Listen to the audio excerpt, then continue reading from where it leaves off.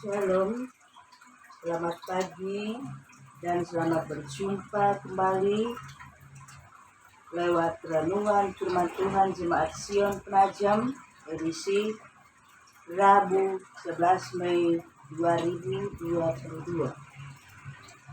Sebelum kita melakukan aktivitas kita sepanjang hari ini, mari kita membaca dan merenungkan firman Tuhan.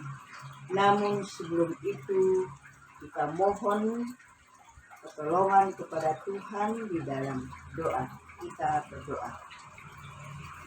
Pagi yang indah ini Tuhan, kami datang bersyukur kepadamu oleh karena Tuhan sudah membangunkan kami dari tidur masing-masing hingga pagi hari ini kami boleh menikmati hari yang baru lagi dalam kehidupan kami.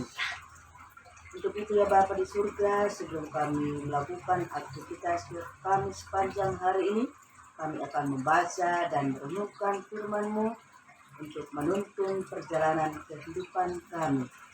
Sebelumnya itu ya Tuhan, kami mohon Tuhan berkati kami dengan Roh-Mu yang kudus, sehingga firman-Mu yang kami dengarkan pagi hari ini boleh menjadi bagian dalam kehidupan kami.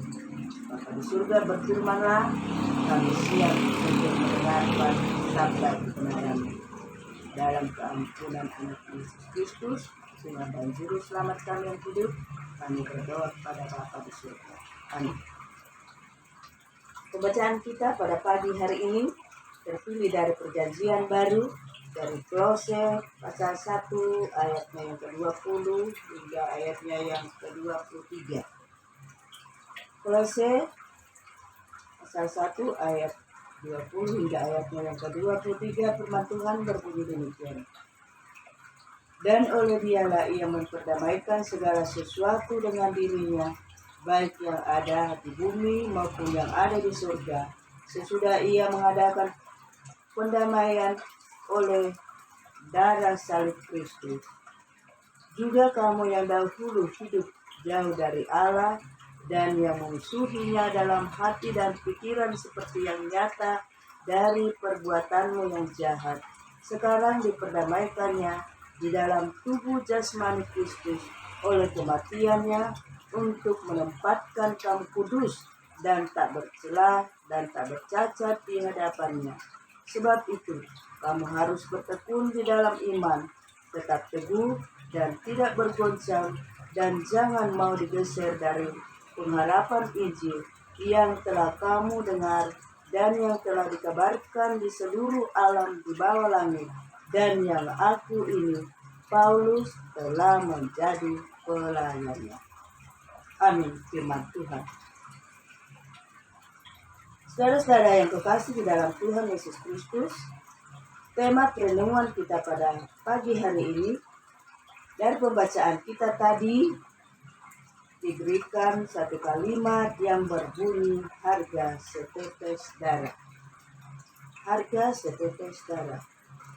Saudara-saudara yang kekasih di dalam Tuhan Yesus, Paskah merupakan suatu peristiwa yang sangat penting bagi kehidupan kekristenan kita. Tanpa adanya Paskah, hidup kita sebagai umat Allah tetap akan dalam lingkaran dosa.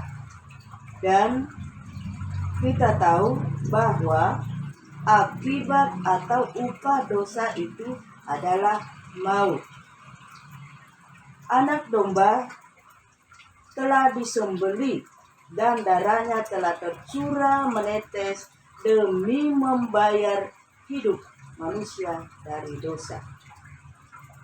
Saudara-saudara yang kekasih di dalam Tuhan Yesus Kristus, berbicara soal Paskah tidak terlepas dari darah. Nah, tubuh sangat memerlukan yang dikatakan atau yang namanya darah. Bahkan tanpa darah kita akan mati. Dan juga dengan darah pula kita bisa hidup.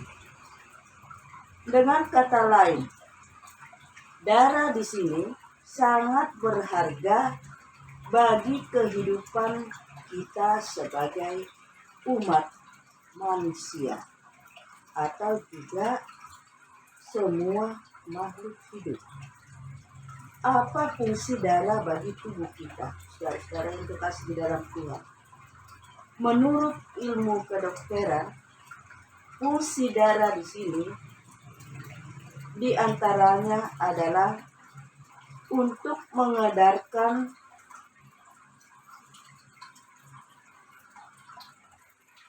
zat-zat makanan pada seluruh tubuh kita dan juga membunuh kuman yang masuk ke dalam tubuh dan juga menyuplai oksigen dan mengembalikan karbon dioksida pada paru-paru dan menutup luka yang dilakukan oleh kepingan darah. Saudara-saudara yang kekasih di dalam Tuhan, bagaimana dengan darah Kristus, khususnya bagi kehidupan kekristenan kita? Di sini, pasca dalam kehidupan setiap orang yang percaya di dalam kepada Yesus Kristus dapat membawa arti diantaranya yaitu sebagai pendamai atau sebagai suatu alat yang dapat mendamaikan.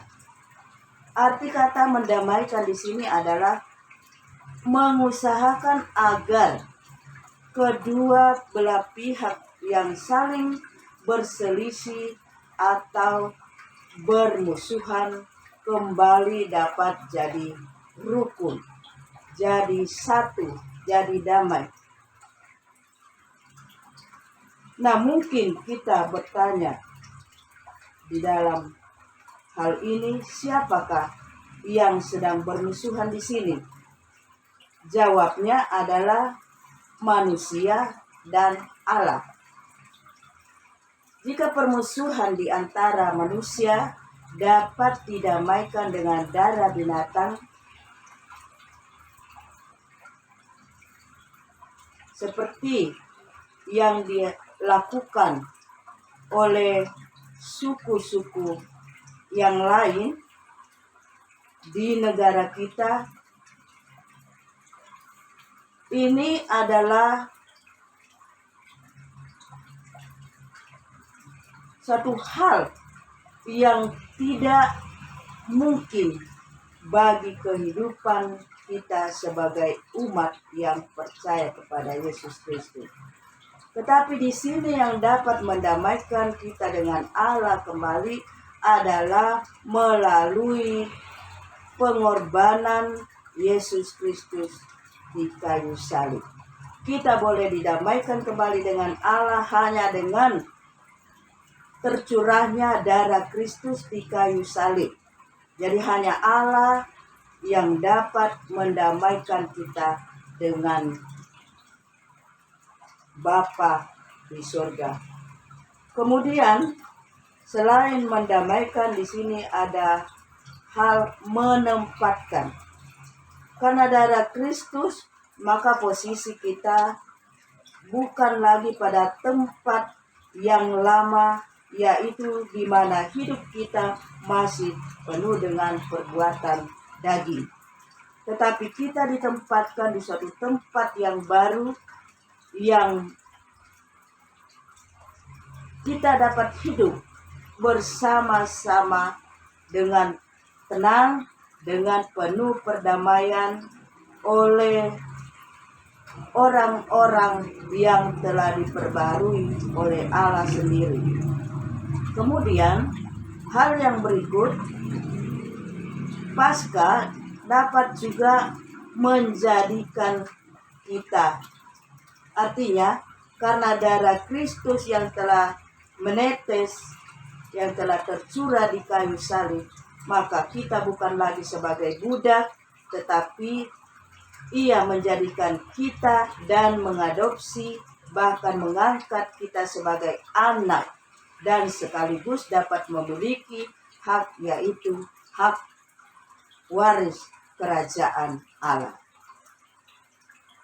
Oleh sebab itu, saudara-saudara yang dikasihi di dalam Tuhan, dari kata mendamaikan, menempatkan, dan menjadikan ini, kita dapat mengambil suatu kesimpulan bahwa Yesus Kristus adalah Allah yang telah menjadi manusia, yang rela mengorbankan dirinya di atas kayu salib untuk mencurahkan dan meneteskan darahnya demi membayar dan menebus hidup kita, bahkan dapat mengangkat kita dari lumpur dosa. Untuk itu, saudara-saudara yang kekasih di dalam Tuhan, pertanyaan untuk kita bahwa masihkah kita bertekun dalam dosa atau sudahkah kita bertekun di dalam iman? Untuk menjawab pertanyaan ini, mari kita menjawab lewat hidup kita dan perbuatan kita setiap hari. Amin. Firman Tuhan. Mari kita berdoa.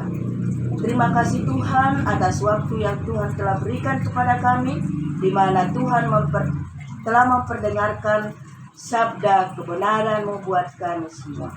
Engkau berkati ya Bapa firman-Mu ini, agar firman-Mu ini boleh kami jadikan sebagai suluh dan pedoman di dalam menjalani kehidupan kami. Kami berdoa ya Bapa buat kehidupan anggota jemaat-Mu. Biarlah Tuhan senantiasa yang menilik, memberkati kami dalam hidup kami, di dalam melakukan segala tugas dan tanggung jawab kami. Tuhan tolong berkati kami, berikan kekuatan, kesehatan, dan kemampuan kepada kami, agar kami boleh menjalani hidup kami dan melakukan tugas aktivitas kami dengan penuh tanggung jawab. Dan berdoa kepadamu ya Bapa, buat jemaat-Mu yang merasakan sukacita pada pagi hari ini. Khususnya ya Bapa, bagi jemaat-Mu yang bersukacita atas pertambahan usia mereka, baik usia kelahiran maupun usia pernikahan, Tuhan berkati dan sempurnakan sukacita mereka. Bagi jemaat-Mu yang berada dalam kelemahan tubuh, Tuhan berkati ya Bapa, khususnya ya Bapa buat anak kekasih kami, Tino, yang saat ini berbaring di rumah sakit karena sakit penyakit. Tuhan tolong, kasihani ya Bapa, berkati jamaah tubuhnya yang sakit, sehingga ya Bapa anak kekasih kami ini boleh sembuh dan pulih dari penyakitnya, dan kembali melakukan aktivitas yang Tuhan sudah berikan kepadanya. Bapa di surga, anak-anak kami dalam kehidupan mereka masing-masing, di dalam pendidikan, di dalam pekerjaan, bahkan yang masih dalam mencari mata pencaharian, biar Tuhan memberkati selalu mereka ya Bapa, berkati usaha mereka, sehingga apa yang mereka nantikan satu kali kelak mereka juga boleh berhasil dengan baik.